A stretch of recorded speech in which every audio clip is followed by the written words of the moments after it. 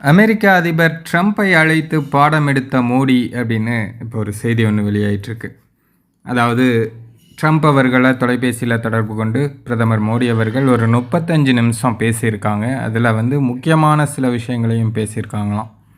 கனடாவில் உள்ள பாரத பிரதமர் நரேந்திர மோடி அவர்கள் அமெரிக்க அதிபர் டொனால்ட் ட்ரம்புடன் தொலைபேசியில் பேச்சு.